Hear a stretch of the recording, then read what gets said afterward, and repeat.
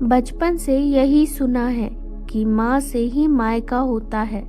मैं भी इसी बात को हकीकत मानती अगर इस बार भाभी के बुलाने पर मायके ना गई होती।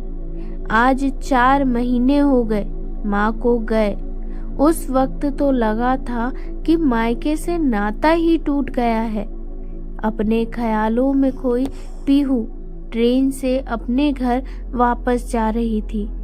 पापा के बारे में ठीक से याद नहीं, बहुत छोटी थी जब वो गुजर गए थे। फिर तो माँ ही पीहू और उसके भैया की पूरी दुनिया थी। बहुत मुश्किलों के बावजूद भी माँ ने किसी चीज की कमी नहीं होने दी। भाई ने भी अपने फर्ज निभाए।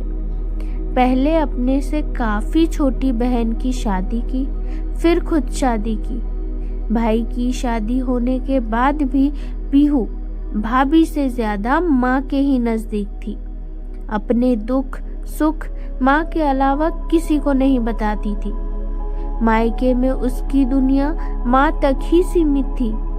जब से माँ नहीं रही तब से मायके जाने की कोई जरूरत ही नहीं पड़ी।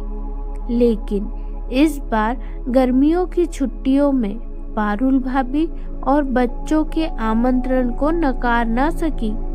बूझे मन से मायके की ओर रवाना हुई।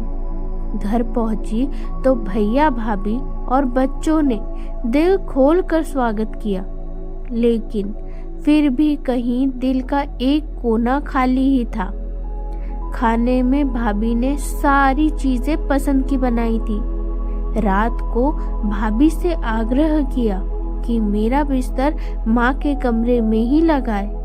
देर रात तक माँ की चीजों को निहारते हुए कब नींद आ गई पता ही नहीं चला। सपने में भी माँ को ही देखती रही कि कैसे घर आने पर वो माँ के साथ ही सोती थी और कैसे माँ सुबह चाय बनाकर उसके बालों को सहलाकर उसे उठाती थी।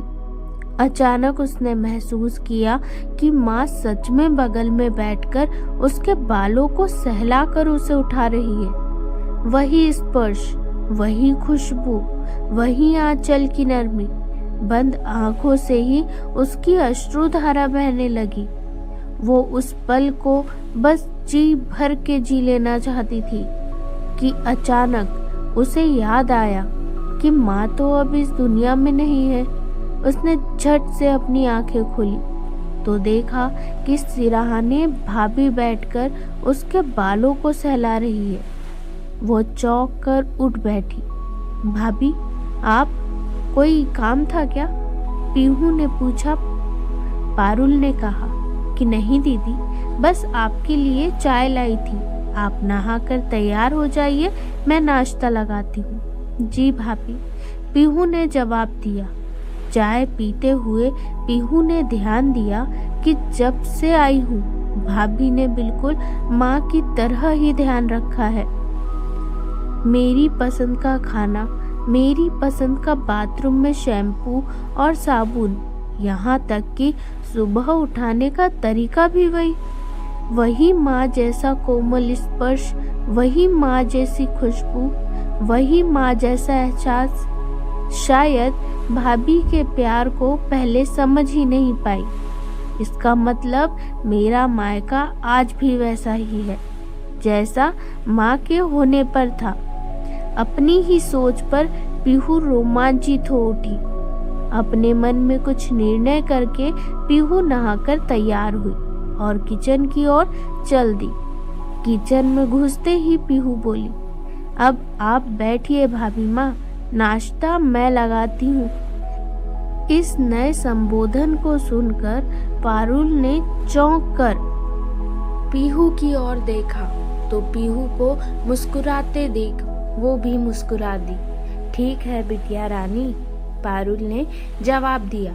जवाब में एक नए संबोधन को सुनकर पीहू के साथ पारुल भी खिलखिलाकर हंस पड़ी। पीहू के दिल का खाली कोना अब भर चुका था।